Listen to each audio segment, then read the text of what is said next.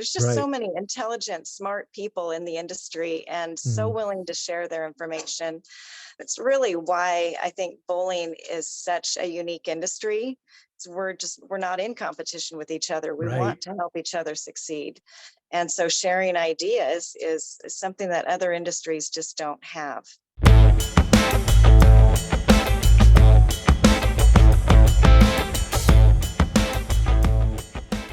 So thank you so much for coming on today, Tawnya. I'm really looking forward to this conversation. I know we've moved around once or twice, but I've been looking forward to it the whole time. So for anyone who has not had the pleasure of meeting you, tell us who you are quickly and about yourself and your center. Oh boy, my name's Tawnya Zwicker. I own Silver Creek Lanes in Silverton, Oregon. I'm also the executive director for OSBPA, so Oregon State Bowling Proprietors Association, and I enjoy what I do. So from what we talked about before, you didn't have a conventional way, or it sounded like not non-conventional way into bowling. Tell us a little bit about that story. A non-conventional way to bowling? Help Right, me. into the industry. So Oh, you had a okay. career, you had a whole career before this, correct? I did. I did. I Right, was in the dental field for 16 years, did right. office management, and there came a day where my husband needed to change occupations. We had a carpet and furniture cleaning business. He was fourth generation since 1909, 1911, Wow. long time ago.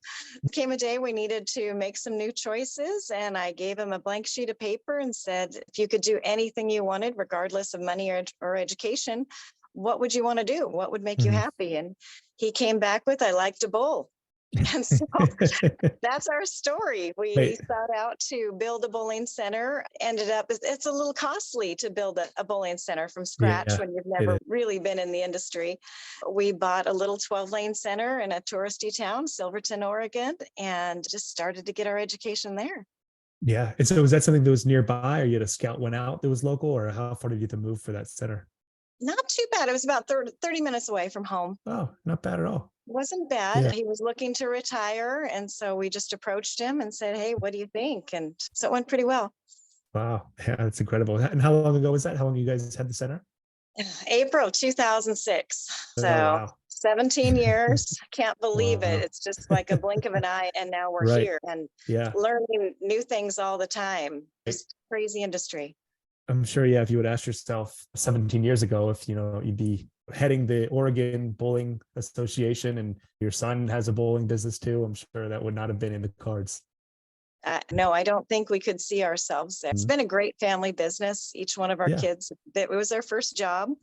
And it's just crazy how it takes us in all these different directions. And they've learned Mhm. business management, customer service, the technical aspects of bowling. There's Mhm. just everything there for you. Yeah.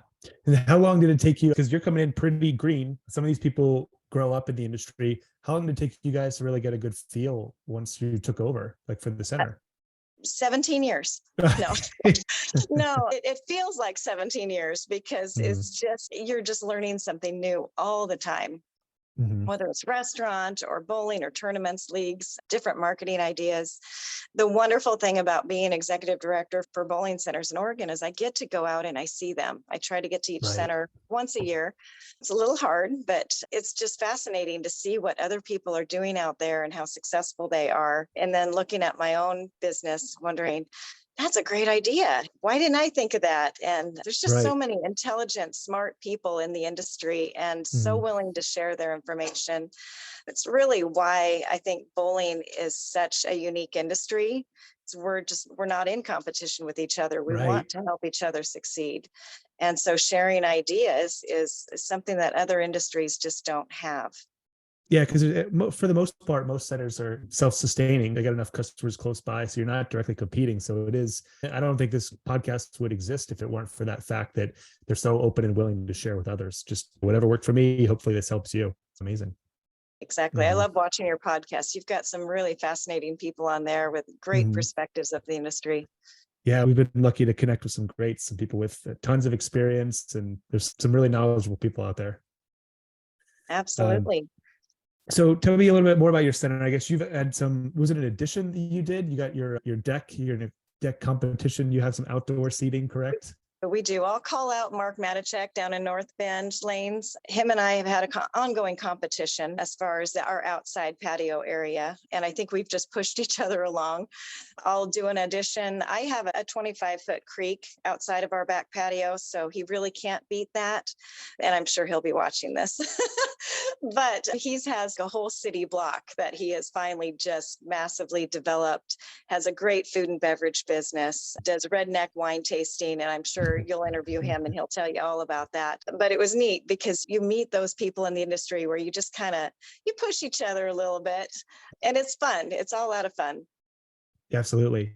So is that something you had a deck before and you made it bigger, or how is that? Did you add that on, or what was the story of that?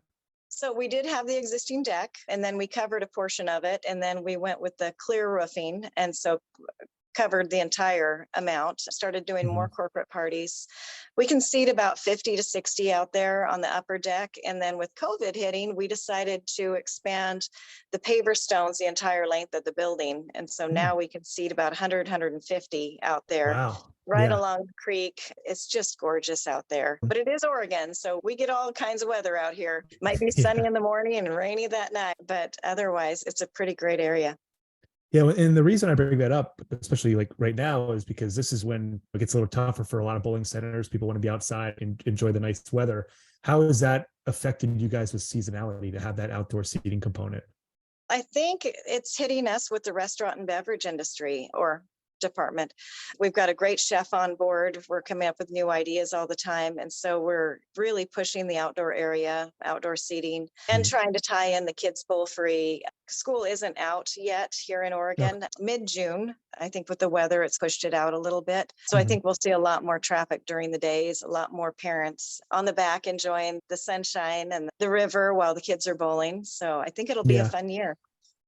Yeah, I'm sure that helps a lot, because some centers I talk to, it's as much as an 80% drop if they don't have an outdoor component and all they have is bowling. It's not as top of mind in the summer, as you guys are fortunate to have that. It helps even things out. And food and beverage is such a big part of our business now. 10 years ago, it wasn't. Now you've got to catch up. No more snack bars to speak of. Everyone's heading in that restaurant direction. Yeah. And is that something that you guys have done over time, or is there, you just decided to revamp it and say, hey, we need to do this right? Or tell me about that evolution. I think we stepped that direction right away, putting in 12 to 14 hours a day. We didn't want snack bar food. We needed something a little more substantial, good salad, good flatbreads, street tacos, hummus platters, just healthy food. To keep the staff going, good attitudes. And so food has always been a big portion of our life. Yeah. We're foodies at heart. We like to go out and try new things that we've never tried before. So the food and beverage has really been close to my heart, just because that's how we socialize. It's always around the dinner table. Yeah, it really goes hand in hand. And I think today more than ever, people expect that. And it's not like you have to have a steakhouse dinner or anything. You have your staples like pizza and, like you said, hummus or some nice appetizers. I think people really expect that now, especially if they're going to come out as like a family, be able to eat. Otherwise, they have another stop along the way. Exactly. We want to keep them here as long as possible. Exactly. So let's talk a little bit about maybe some of the things that are working for you guys today. Tell me a little bit, maybe something you could share with proprietors that they can put in their center that's working well for you, whether it's more about the food and beverage or maybe even the lighting product that your son has, or tell me about some of the stuff that you're seeing work really well. A lighting product. Clutch Bowling has worked really well for us. It's interactive bowling. So we do have 18 projectors above our lanes, lights up the lanes. When you throw a bowling ball, a flame will chase the ball, or a unicorn or a rainbow. So it's really skyrocketed our cosmic bowling. So we call it cosmic bowling on steroids. It's been fun. We've been able to put company logos right on our lanes. So when Pepsi comes in, they see their logos across the house. It's a wow factor. So it's been a lot of fun. Promotions have been a lot of fun. You can do great videos. We have a birthday cake. You throw the bowling ball and the candles light up on the birthday cake for the birthday person. Cool. Yeah. So it's been a lot of fun. It's been unique. Like you mentioned, my oldest son, Andrew, is the software developer on it. So it's been a lot of fun just seeing him, just grow with his business and see him successful. And it's what you want, to see your kids succeed in life. And then our youngest is also doing clutch installs. So he's flying all over the place. Oh, wow. And he's our main mechanic at the center doing 3D part. It's crazy where this industry has taken it. Yeah. Excited to see the next gen come into their own. Absolutely. Yeah, and I know we even have clients who have clutch bowling and they love it. It's not a different product line, but it really adds to the experience of the bowling. It does. Especially now, is that something where you charge additional for those lanes or just across the board, or how do you work that into the business side? We actually just include it with our Cosmic Bowling. Since we Mhm. were the starter center, the product development, we charge a little bit more for our Cosmic than what we normally would if we didn't have the clutch. It's just included. We talked about having it as a choice or not a choice, but now they can scan a QR code and they can choose whatever image they want on the lane, or they can just light up their lane to where they can see the arrows and practice that way. So there's Yeah. so many options to it. Yeah, it seems really programmable. Mhm. Yeah, but I wasn't sure if it's something like where hyper bowling, where you have an increased cost for that type of bowling. We charge about $10 more than what we would normally if it was just regular Cosmic. Okay. Yeah. I don't remember exactly what they are, but I'm sure that it really increased the payoff period to be able to justify for that. It does, and we're constantly doing more, whether it's just keeping up the center's appearance. We have custom leather seating down in the bowlers area. So Wow. fiberglass would probably have been a lot less expensive to keep up than what leather does over the years. But we try to keep everything well maintained and make it a destination. Yeah, so let's talk a little bit more maybe about that destination or some of the other things you're seeing for your, what do you see that is really taking off or maybe surprising you? Oh boy, I would say our truly bowling leagues. Just as an example, I've never really done a lot of those in the past. It was so easy to fill. Just going down and talking to bowlers, and you know what? You would really enjoy this league. It's no pressure. We have a lot of fun, truly samples every week. We have giveaways every week. And I think it's a social activity. They're looking for something really not that competitive. They just want to be there. Yeah. They want to have fun, have some good food, good drinks. And so I see a lot of the industry going a little less competitive and more fun. Yeah. And I'm a competitive bowler and I'm also a social bowler. There's days I just want to have fun with the grandkids. And so it's interesting. We just want them in the center. We just want them having fun. And the clutch interactive bowling gives us that. They don't really even care about their score. They care about what the lane is doing. They want to blow up ships on the lane. They want to make the candles light up. And they're not even really looking at the pins sometimes. Of course, the longer the ball stays on the lane, the more effect you have on the lane.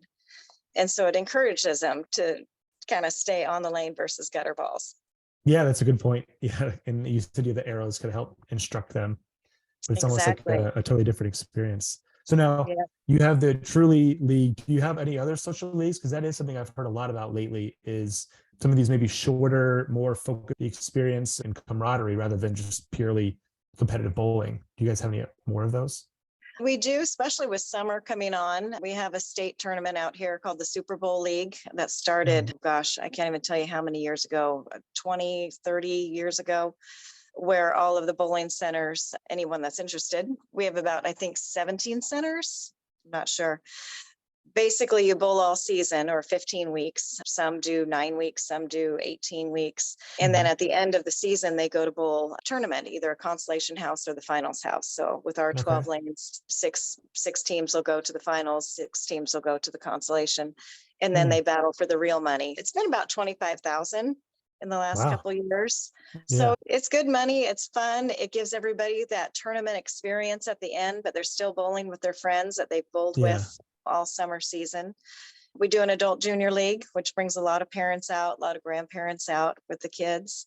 We try to keep that as fun and light as possible.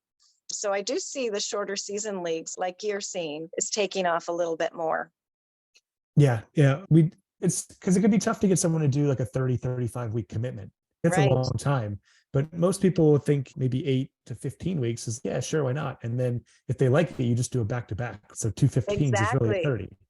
Yes, exactly. The 8-week rolls into the 16-week, rolls into the, so on and so forth. Yeah. So those, seem to be doing really well. And the other thing is that it's appealing to a little bit broader market because not everyone's good at bowling and it's tough to join. It's a little daunting to join a competitive league if you're not great. So those Right. social leagues are a great gateway into maybe some of the more sanctioned league or something like that.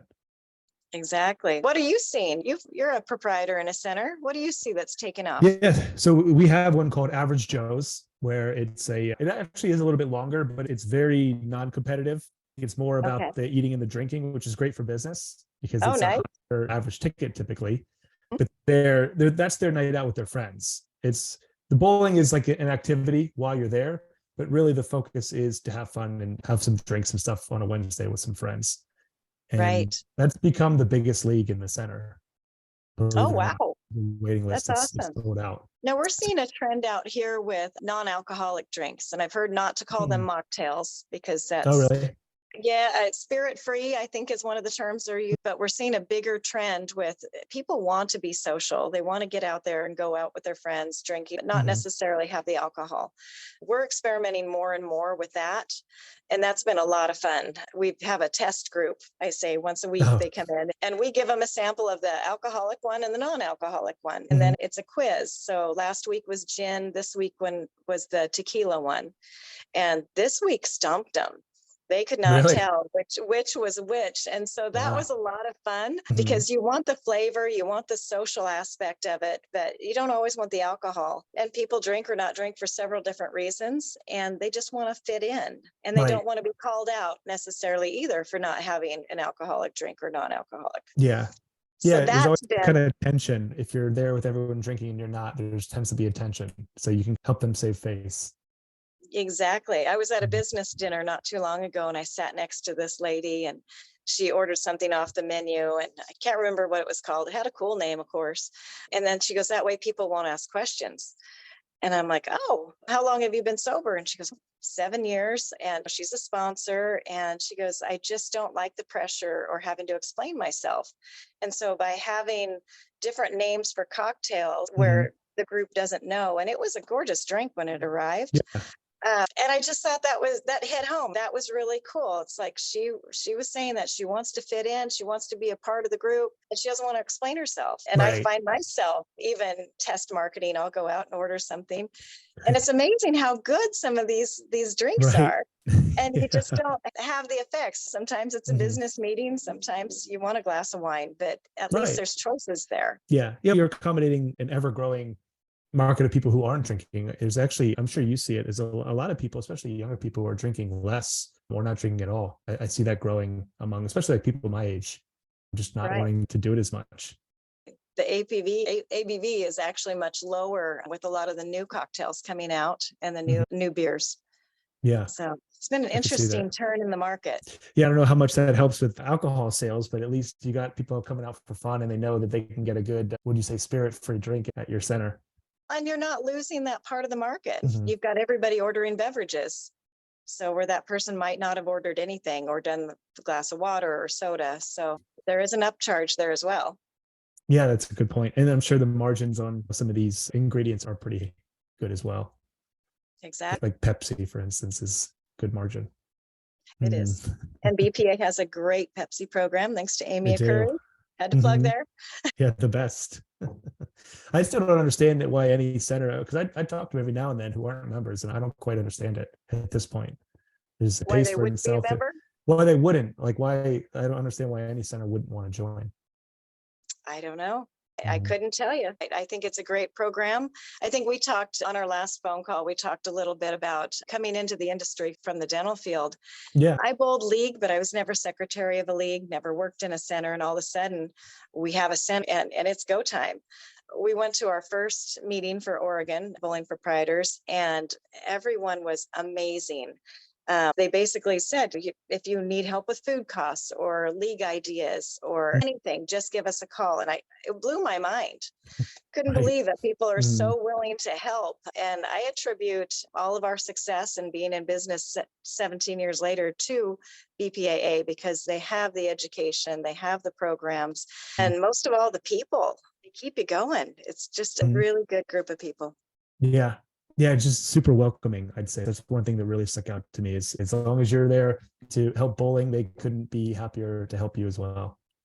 Exactly. Mm. It's like that phone a friend, when you get on those game Yeah, shows and you're like, right. what's the answer? What's the answer? Yeah. So phone a friend. Mm. Except you're not limited to one, it's unlimited, It is unlimited. unlimited phone of friends. Exactly. And when you learn something, you want to share it. You figured Right. something out. You got to Hmm. share it. Exactly. That's the whole idea behind this podcast we put together is we have that great resource. We have expo people coming together, but this is just one more way to try to get some of these things out there in a different format, just on short little quick videos. Right. Yeah. So tell me, I was curious a little bit about maybe on the state level, because that's something that I've been having a little bit more experience with some of the state chapters of the BPAA. Tell me what it's like working on that segment maybe versus the national, or some of the benefits of joining one of those, because that's a whole separate thing too. Oh, tons of benefits. So we do 2 set meetings a year for our association, midwinter and our annual meeting. And then we throw in a Mhm. boot camp usually, or some other educational portion of that. The fun thing is whatever I'm struggling with my center, I know Mhm. others have got to be struggling with that too. Yeah. And it helps me, being a proprietor and a director, to gear what our meetings are all about. And you get those speakers that can speak on the food and beverage, or that can speak on marketing, social media. Hiring talent right now is huge. We've gone over those population numbers. There is less people out there to hire. Mhm. People are having less children these days. And so market's a little tighter. So having those resources, BPA did a great commercial, 15-second, 30-second, 45-second commercial that's free to members. We put that out for the state. We covered all of our centers, all of our areas. Didn't even tell the proprietors it was coming. So it was really fun when I got the phone calls. Did we do that? Because it's got the OSBPA logo at the Right. very end. And it was just cool. Yes, this is a member benefit. We're looking ahead for you, whatever we can do to help. Yeah, they're really good about that, promoting just like Strike 10, really promoting it as a whole from a national level. Mhm. Absolutely. We've got all those avenues that if we weren't in this industry, do other industries have this? I really don't think so, because during COVID, they were like number one on getting that website developed. They were Mhm. first to get everyone their information on the PPPs. It doesn't seem like other industries have this cool tool that we have. Yeah, they're a lot more loosely held. So a lot of other industries will have multiple ones. Just because we have an agency and I'm in a group of other agencies who also have niches, kind of like I do bowling centers.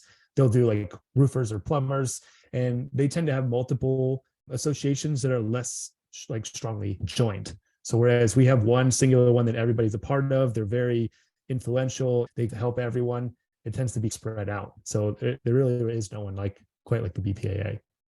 I agree. I want to ask you about one other thing about the current, what you're going through that you mentioned, is that staffing piece. Is that something you guys have felt the pressure on, or is that something you've figured out, or what would you say about that? Boy, big question. I think everyone in the State's feeling a little bit of that pressure. We're hiring younger than we used to. Training is taking a little bit more than what it used to. There's a great program, the on-demand training through the Bowling University. They've got a great program right out now that pays you back, or actually incentivizes your staff for taking those Right. classes. My staff was right on it. And it was really cool handing out cash at our staff meeting for each class they took that they should have been taking anyway. We should have been pushing Yeah. that anyway. And then they're like, how many more can we? Well, there's over 50 of them. Keep going.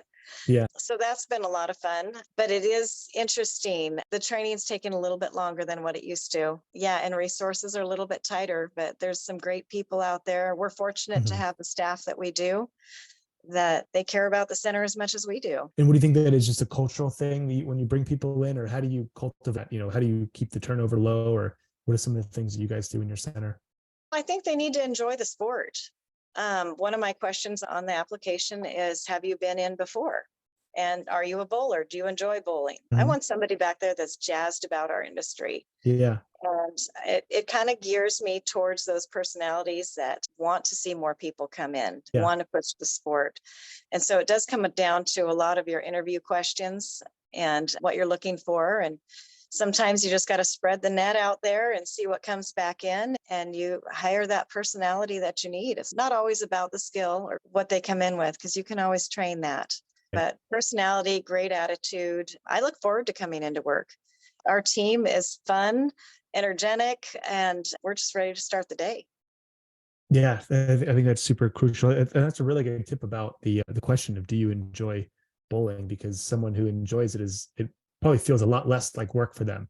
If you're not a fan, it's going to be a grind. But if you enjoy the atmosphere and the sport of the game, it's going to be a much better time for you. And that rubs off on your customers. I like that idea a lot.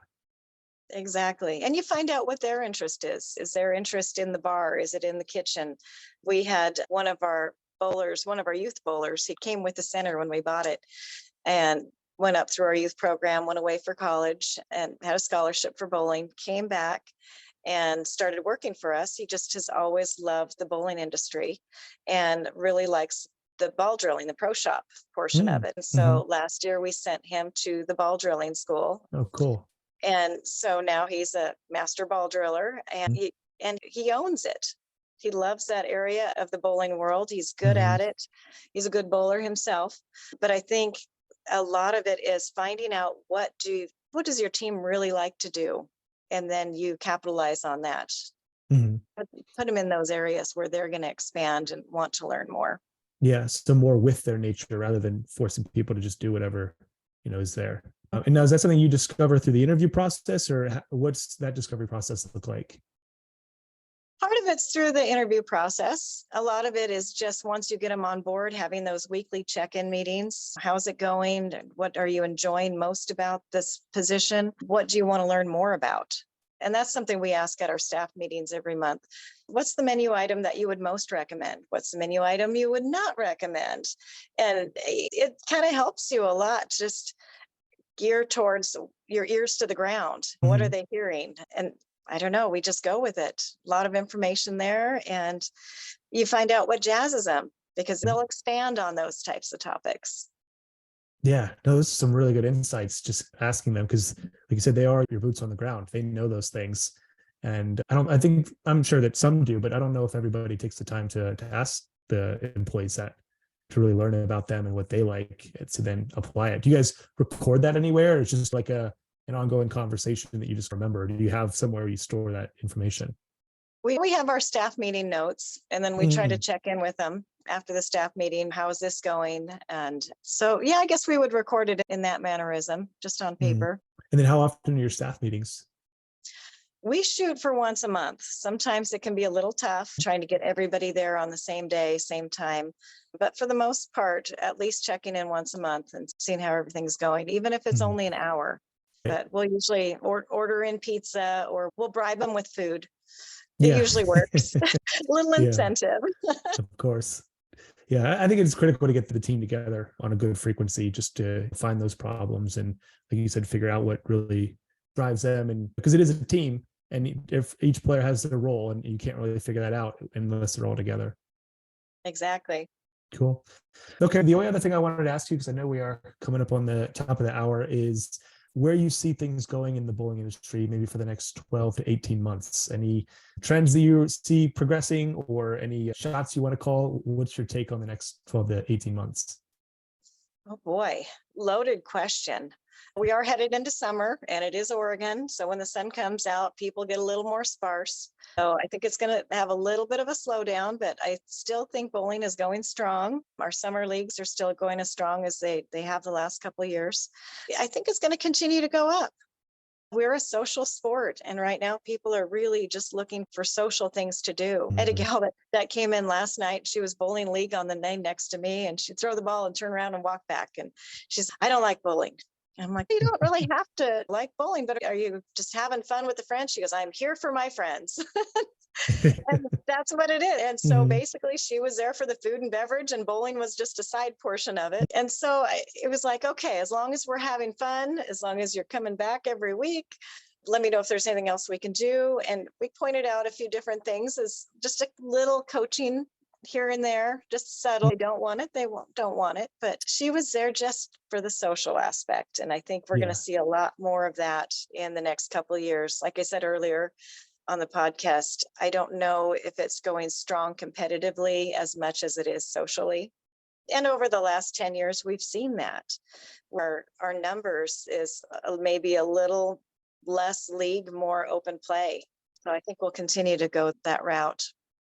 Yeah, I mean, it's great for you guys because there's a lot of people who want to be social. The number of people who want to be social versus bowl competitively is a much greater number. And I think that it's nice because a center like yours, where you have a good food and beverage component, really puts you on par a restaurant or a local bar. But then Mhm. your differentiator is the bowling activity. So you could go to a bar that just has only that, or you could go to a place where you can have some fun activities on there with it. Exactly. The more you can expand, the more games you can incorporate between arcade, outside areas. We've got Mhm. Oregon Lottery in our place. You just got to spread it out and see what comes in. Absolutely. Great. That's all I had for today. Where can people find you if they want to reach out or learn more maybe about the BPAA or the Oregon or get in contact with you? Where would you send them to? We've got our website, osbpa.com. For Mhm. Silver Creek, we've got silvercreeklanes.com. And otherwise, just reach out through that. I can give you a call back and happy to share whatever information I have. Mhm. Great. Yeah. Thank you so much for coming on today, Tawnya. This was fun. I always love your energy and look forward to connecting again soon. Thank you. Thank you for Mhm. everything you do. Absolutely.